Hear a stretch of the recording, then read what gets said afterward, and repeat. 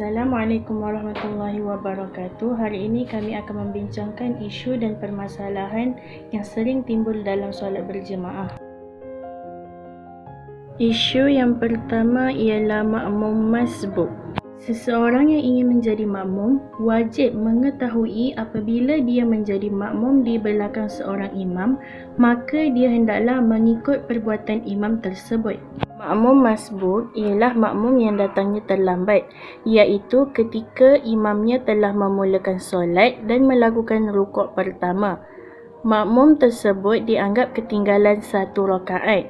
Maka apabila makmum masbuk ini datang, terus membuat takbiratul ihram dan seterusnya mengikut gerakan ataupun perbuatan yang dilakukan oleh imam. Jika dia dapat rukuk bersama imam, yakni apabila dia telah rukuk barulah imam angkat kepala untuk iktidal, maka makmum ini mendapat rakaat tersebut dan memberi salam bersama imam. Adapun jikalau dia tidak dapat rukuk bersama imam, misalnya ketika baru hendak turun kepada rukuk, lalu imam mengangkat kepala dari rukuk, atau apabila sudah hampir makmum kepada rukuknya, imam sudah bangun dari rukuk, nescaya makmum masbuk tersebut tidak mendapat rakaat kerana dia tidak dapat rukuk bersama imam dan wajiblah menambah serakaat lagi selepas imam memberi salam. Isu kedua ialah saf kanak-kanak. Di dalam Sahih Al-Bukhari terdapat sebuah hadis yang menceritakan tentang bagaimana Rasulullah sallallahu alaihi wasallam menyusun saf kanak-kanak dengan mengarahkan Anas bin Malik radhiyallahu anhu berada bersama kanak-kanak kecil, dan kemudian Rasulullah sallallahu alaihi wasallam solat bersama mereka. Sekiranya kanak-kanak hadir terlebih dahulu, tidak boleh ditarik mereka bagi memberi laluan kepada lelaki dewasa. Ini sebagaimana jika mereka terlebih dahulu masuk ke saf pertama, maka sesungguhnya mereka lebih berhak. Kedudukan kanak-kanak di dalam saf solat. Pertama, jika seseorang imam bersama dengan dua orang ataupun lebih dari makmum lelaki, ataupun di belakang imam tersebut terdapat seorang lelaki dewasa dan seorang kanak-kanak, maka kedua-duanya berada di dalam satu saf di belakang imam. Dan jika seseorang imam diikuti oleh dua orang makmum lelaki dan seorang perempuan, maka kedua orang lelaki tersebut berada dalam satu saf di belakang imam, manakala perempuan tersebut berada di belakang keduanya. Di sini juga timbul isu yang berkaitan, bolehkah membawa kanak-kanak kecil ke masjid? Sebahagian pendapat Malikiyah, Hanabilah dan Syafi'iyah berpendapat bahawa dilarang membawa kanak-kanak masuk ke masjid.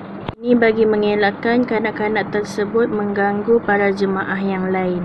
Bahagian pendapat berkata harus membawa kanak-kanak masuk ke dalam masjid, bertujuan untuk memupuk rasa cinta masjid dan cintakan solat berjemaah sejak dari kecil lagi.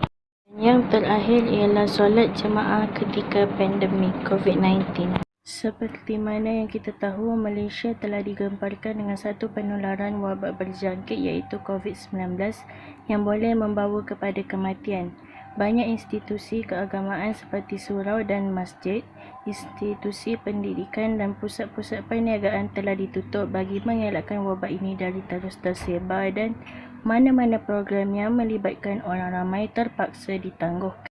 Kerajaan telah memutuskan sebilangan kawasan di dalam beberapa negeri yang telah beralih kepada fasa pemulihan diberikan kebenaran untuk solat berjemaah di masjid atau surau, tetapi perlu mengikut prosedur operasi standard SOP yang telah ditetapkan oleh kerajaan.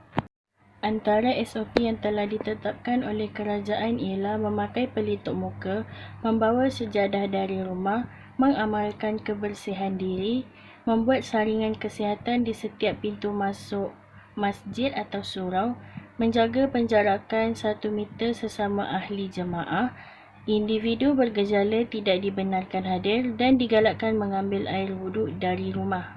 Berkenaan saf solat, dalam isu COVID-19 ini, lendir dari batuk atau apa yang keluar dari air liur menjadi sebahagian daripada asbab yang boleh menyebabkan jangkitan sehingga boleh membawa kepada kematian. Maka sewajarnya dijarakkan saf antara satu jemaah dengan jemaah yang lain mengikut SOP yang telah ditetapkan oleh kerajaan.